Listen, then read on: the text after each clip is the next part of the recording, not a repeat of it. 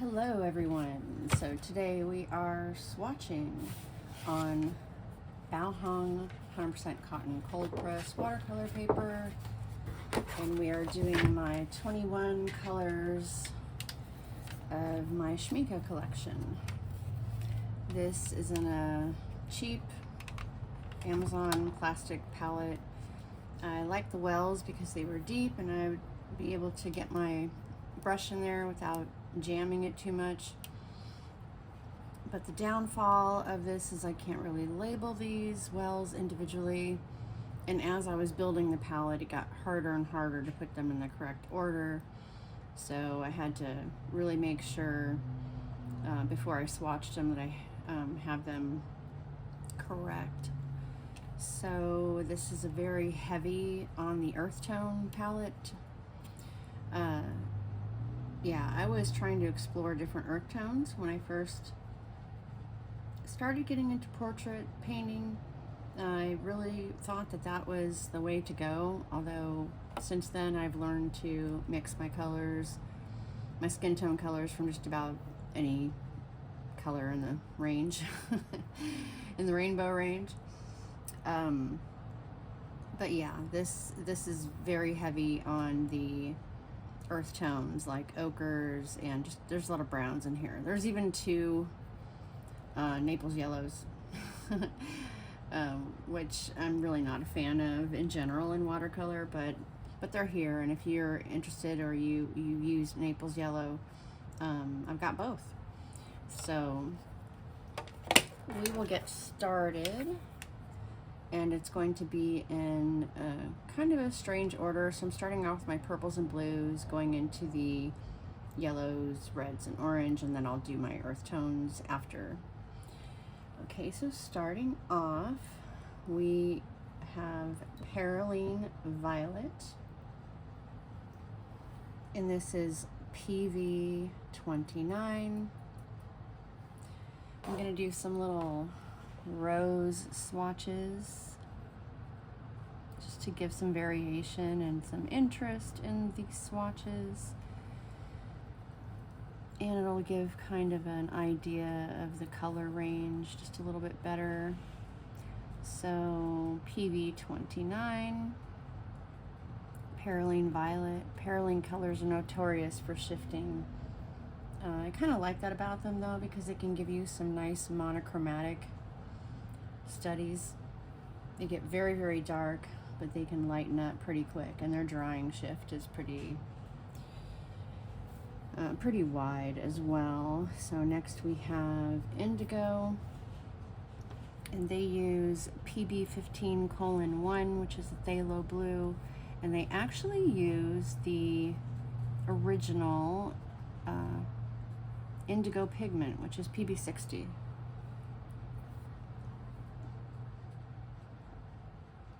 So it gets pretty dark, and I like this version of indigo, even though it's, you know, not exactly the most light fast because of the PB66. I'm sorry if I said PB60, I meant PB66. That is the original indigo that was used in textiles. Next we have QUINACRIDONE Purple. This is your trusty, reliable quinacridone color, very, very light fast, PV55. I prefer this to dioxazine as it is a little gentler and light fast, and if you didn't know, that dioxazine is not light fast, and it's very staining, and it can be kind of a very dominating color, hard to work with. But if you're looking for those rich, deep blacks, I guess you could say, when you don't want to use black, and dioxazine is the way to go. But yeah, I prefer quinacridone purple. So next we have Cobalt Violet, and this is typically PV14. However, because I don't have the tube anymore, a lot of these were bought in 5 milliliter tubes, and I just squeezed them out entirely. into this palette. I'm pretty sure this looks exactly like any other cobalt violet that I've had before, but just in case it is the hue, that would be PV42, which is interesting because it is a single pigment used for a hue, but I'm pretty sure this is PV14, which is the typical cobalt violet.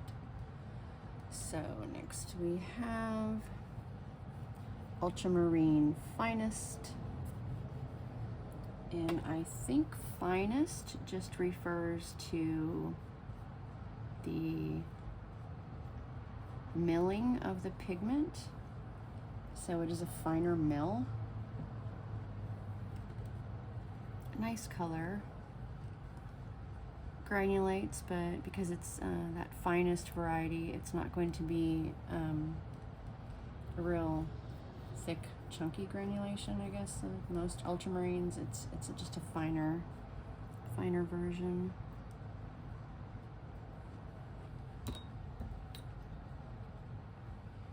Next we have Helio Turquoise.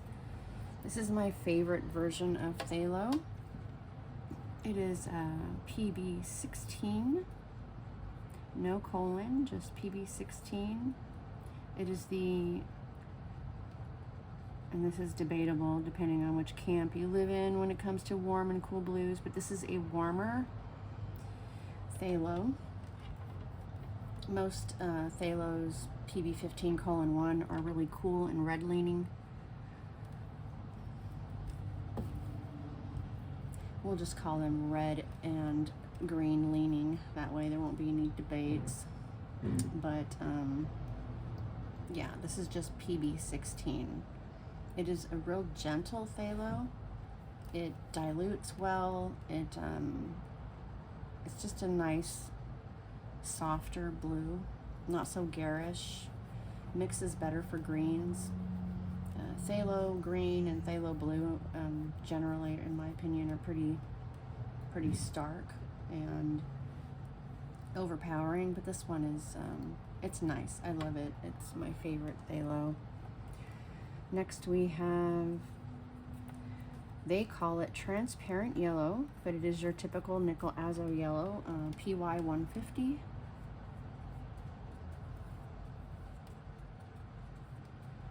And on its own, it's, you know, not my favorite color in the world, but it mixes some really nice greens.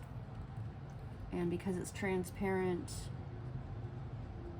when you dilute this out, it is a nice cool yellow, and when you use it in high strength, it can double as like a, I don't know, almost as like an ochre. It has a wide range of tone variation, so it goes cool when in light washes and warm in heavy washes. So a lot of people like it because it has a unique profile in that way. Next we have AUERLIN, AUERLIN Hue. This is PY151. Which is a cooler version, I would think, of, you know, if you compare it to like your typical lemon yellow, which is like PY97 or PY3, which is like the typical non-light fast version. It is even cooler than that, and it's very opaque. But I figure if I'm gonna have a cool yellow, it's going to be super cool, and when I do warm yellows, I go almost orange, so, you know, nothing like right in the middle. I try to lean heavier one way or the other, but that is AUERLIN Hue PY151, my cool yellow in this range. It is also super opaque. So next we have PERYLENE Dark Red is what they're calling it. This is PR178. And as I said before, with the other PERYLENE color, it has a shift, you know. It's very dark at first, and you can get it very, very light, and when it dries, it is typically a really light tone. Layers well. Not super opaque. I think it leans more toward transparent. And the light fastness is debatable.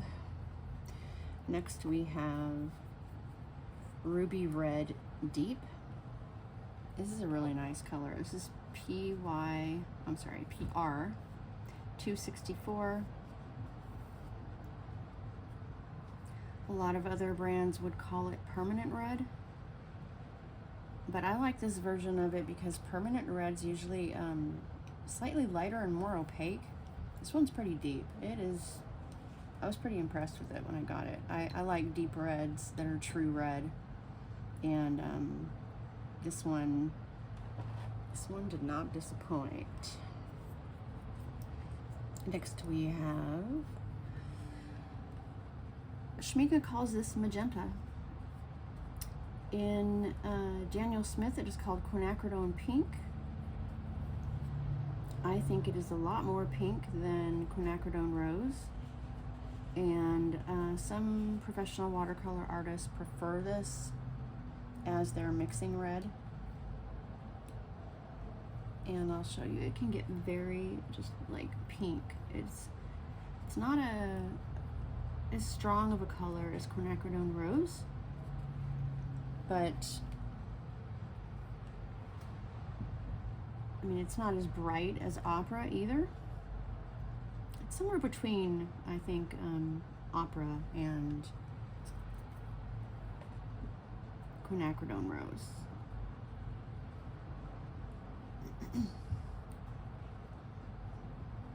Next we have Transparent Orange. My reader calls it Glaze Orange. I think that might be part of the different language translations on the front of the tube, but it is Transparent Orange PO41.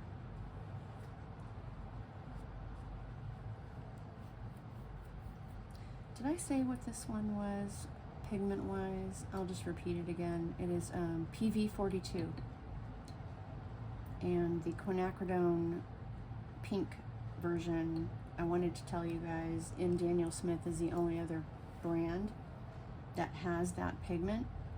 But in the Daniel Smith line, I bought it twice, a year apart, because I thought maybe there was something wrong with the batch and I wanted to give it time to clear out. But it is extremely strong smelling and not in a good way. And I ended up throwing away the first one and returning the second one. And in this line, it did have a slight smell, but once it dried, it was fine. And I think that wherever they source it from, it's just the way that pigment is, and I don't have any idea why. But PV42, Schmincke, Daniel Smith, the only ones that have it. So now let's get back to our PO71. This is my favorite orange in watercolor, because it is transparent, which is very hard to find a transparent orange in watercolor, and it is very good for mixing skin tones. Not only because it's transparent, but because, as you can see, it's quite natural looking. I want to say muted because it's not super muted, but it just makes excellent skin tones, especially when it's heavily diluted. So next we have Transparent Brown. This is PBR41. So I'm not familiar with this pigment in any other range, any other brand. I mean, to me, that's one of the reasons why I got some of these colors. They were just pigments I had never heard of before. pigments I wanted to try, and anytime I heard the word transparent when it comes to earth colors, I was all about trying it, because most earth colors, as you guys know, are very opaque, and you know, they just kind of give that chalky appearance, and it's not exactly what you're going for in watercolor. Now here are my two Naples yellows side by side, and when I was first swatching these, I was kind of thinking maybe I put two in the same well, but the more that I tested them out, the first one here is going to be the regular Naples yellow. So this is PW6 PBR24, which is actually a single pigment excuse me, single pigment Naples yellow in Sennelier. It is PBR, so it's a brown pigment, and it's just a nice, like, tannish yellow, I guess you could say, in comparison to this next one, which is going to be Naples yellow reddish, and you'll see it's got more of a peachy tone to it. However, this one, the full pigment lineup for this Naples yellow is PW6, PBR24, and PY53, all of which are very light fast, except for maybe the white. Very opaque. This is the Naples yellow reddish.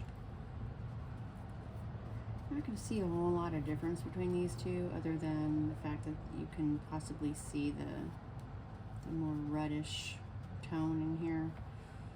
So it gives it more of a peachy look. Completely different color lineup. PW6, PW4, so we have two whites in here. PY42, which is your typical yellow ochre, and PR242. PR242 is a red, indicated by the R in the pigment code. Sennelier is the only other company I know that uses PR242, and they use it for their single pigment vermilion. One of my absolute favorite colors in all of watercolor, PR242. If you ever get a chance to try Sennelier's version of vermilion, if you are into warm reds, it is nice. So now we have a yellow raw ochre. This has two, or I should say both, of the ochre pigments in it. So we've got PY42 and PY43 together. It reminds me of raw sienna. It's a nice color. The only other color I know of that looks like this, possibly has the same pigments, is Mission Gold's golden ochre. I've started to like these types of ochres better than your typical yellow, mustardy looking yellow ochres. I'm gonna have to check my list, because I believe what we have next is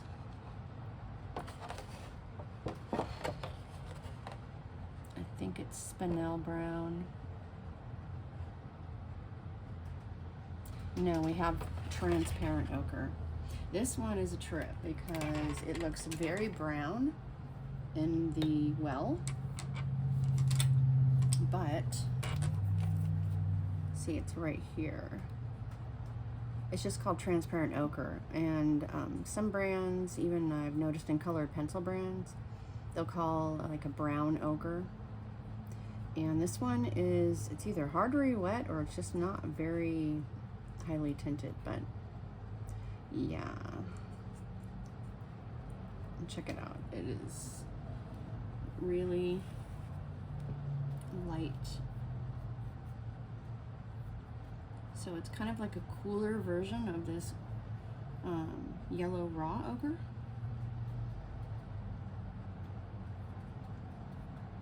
And yeah, very transparent.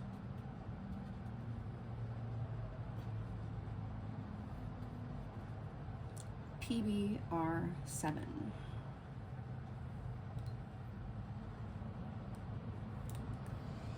Let me double check that.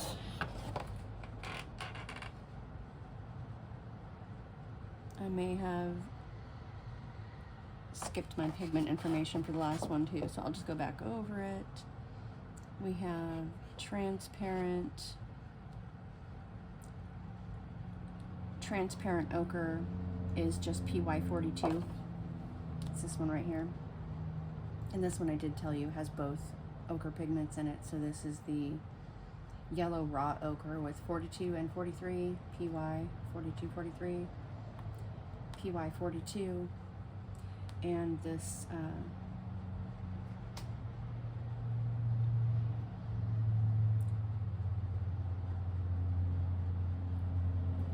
transparent, sorry, I'm getting a little bit mixed up here, so let me make sure.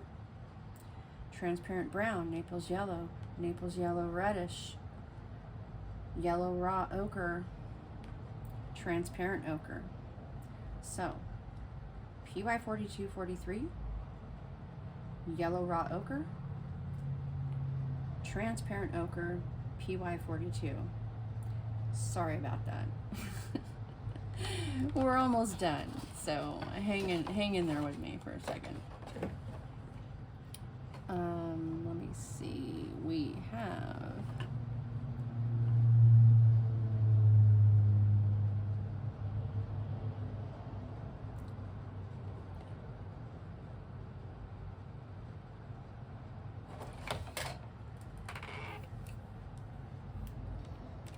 next is madder brown.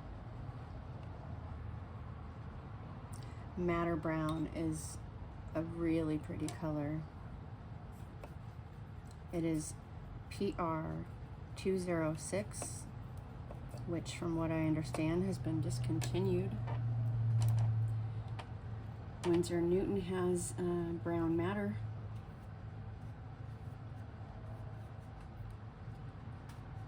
In the same pigment. This dilutes out to a nice peachy toned color. It is a PR206, so that is your red pigment. Beautiful color. Can't really say too much good things about it. I mean, it is, if you don't have the older version of the PR206, which, like I said, has been discontinued. They have reformulated most of them to include a PERYLENE color, like PERYLENE maroon. Nowhere near the color that it is here.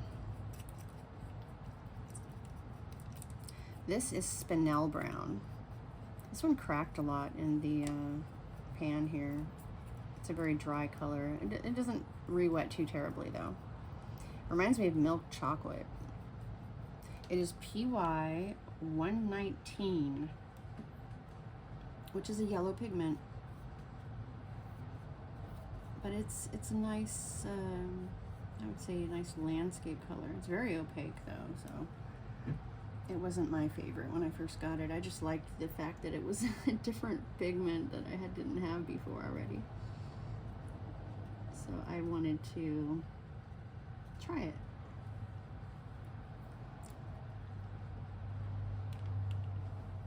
Next we have transparent umber.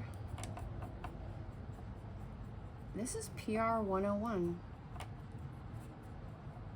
And out of all of these earth tones, we haven't even hit a PBR7 yet, which is really funny. So transparent umber, PR101. First time I've ever heard of somebody using red iron oxide for umber, but here we are.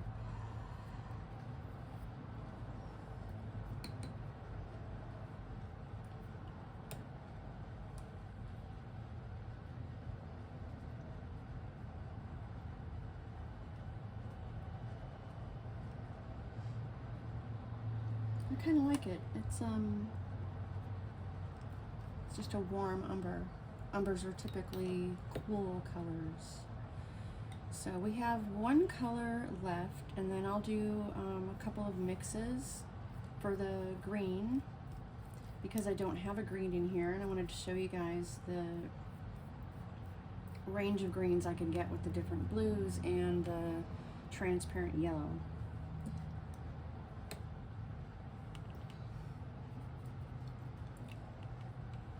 So this is sepia.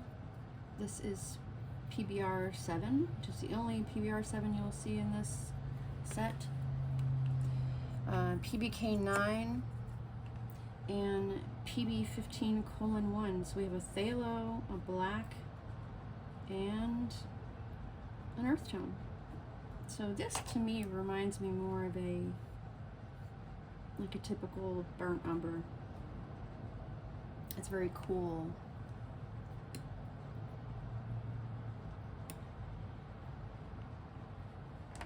So I'm just gonna throw down, oops, that's not the color I wanted.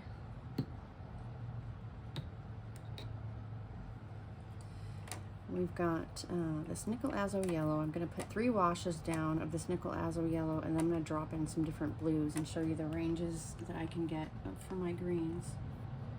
So here's 1, 2, 3.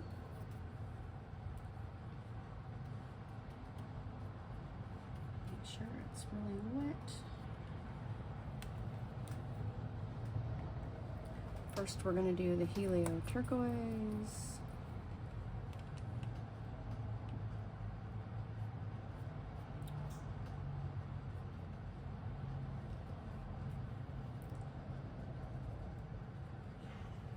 Then we'll do the ultramarine.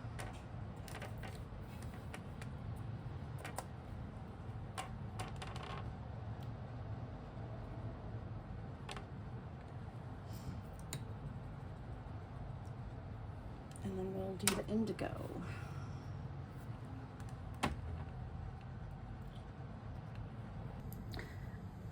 Sorry, it seems like the last couple of minutes of the video that I was trying to finish up got cut off, and I had to adjust my storage space on my phone. So anyway, as I was saying, I will include the necessary information in the description. This is the last 3 color mixes that I did with the greens. They kind of dried a little bit since I did that.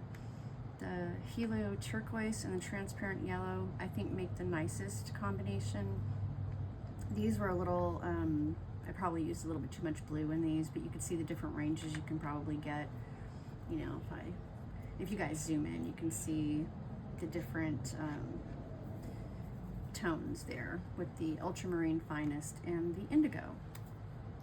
So with that, I will close out this video. If you guys have any requests for possibly the next swatch palette that I do, I have Holbein, a couple of Daniel Smiths, including Primatech.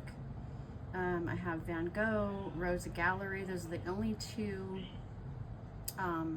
student grades that I do still use and have left. And yeah, sorry about the gamer. I was trying to finish this video out before he started that. You know, it's that time of day where they're all getting off work and they're all, you know, getting together online. So yeah, if you guys have any requests for another palette that I can swatch, I'll probably do Holbein next, but I have quite a few. I have already swatched 2. I have 20 others. Yeah, just let me know, and I will see you in the next one. Bye.